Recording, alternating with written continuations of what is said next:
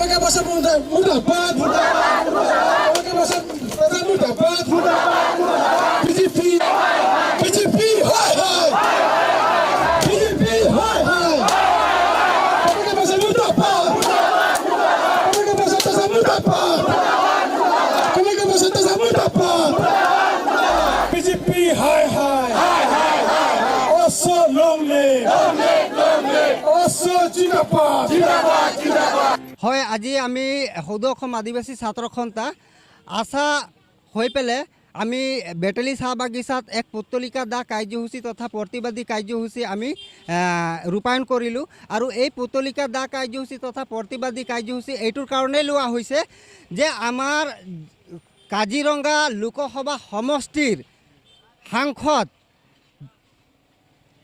কামাখ্যা প্ৰসাদ তাছাই ডাঙৰীয়াই যোৱা 24 তাৰিখে এক টক শ্ব' সাক্ষাৎকাৰত আদিবাসী জনগোষ্ঠীৰ যি জনজাতিকৰণ তথা অনুসূচীকৰণ যি প্ৰক্ৰিয়া আছে এই প্ৰক্ৰিয়াক লৈ পেলাই তেখেতে এক বিৰূপ মন্তব্য আগবঢ়াইছে।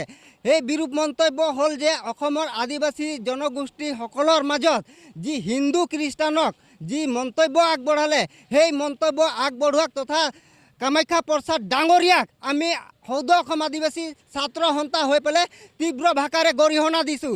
তেখেতে আজি কাজিৰঙা লোকসভা সমষ্টি প্ৰতিনিধিত্ব কৰি পেলাই দিল্লীত গৈ কিনে তেখেতে আমাৰ জনগোষ্ঠীৰ যি জনজাতিকৰণ চাহ শ্ৰমিকৰ দৈনিক মজুৰি মাটিৰ পট্টা সেই বিষয় নকৈ তেখেতে মিডিয়াৰ আগত তেখেতে নিউজৰ আগত আমাৰ আদিবাসী জনগোষ্ঠীক যি ভাগ ভাগ কৰাৰ যি ষড়যন্ত্ৰ কৰি পেলাই তেখেতে যি মন্তব্য আগবঢ়াইছে সেই মন্তব্যক আমি তীব্ৰ ভাষাৰে আসাম মাজবাট আঞ্চলিক তথা সৌদ অসম আদিবাসী ছাত্ৰ সন্থা হৈ পেলাই আমি তীব্ৰ ভাষাৰে নিন্দা কৰিছোঁ, ধিক্কাৰ দিছোঁ। হয়, সঁচাকৈ আজি আমি সৌদ অসম আদিবাসী ছাত্ৰ সন্থা আসাম মাজবাট আঞ্চলিক সমিতিৰ উদ্যোগত যে নেকি কাজিৰঙাৰ সাংসদ কামাখ্যা প্ৰসাদ তাছাৰ বেটলি চাহ বাগানত আমি পুতলিকা দা কাৰ্যসূচী কৰিছোঁ।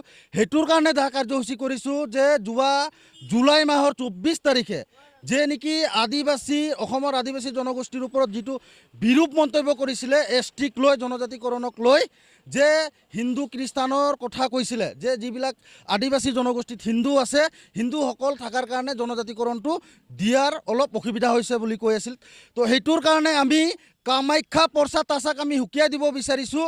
এই যিটো বিৰূপ মন্তব্য কৰিছিল এই বিৰূপ মন্তব্য অতি সোনকালে তেওঁ অসমৰ আদিবাসী জনগোষ্ঠীৰ ওচৰত ক্ষমা বিচাৰক, অন্যথা অসমত যিমান চাহ বাগান আছে গাঁও আছে বস্তি আছে এই বিজেপিৰ নেতা পালি নেতাক আমি সোমাব প্ৰৱেশ নিষিদ্ধ কৰিম। অলৰেডি আমি নিষিদ্ধ কৰিছোঁ।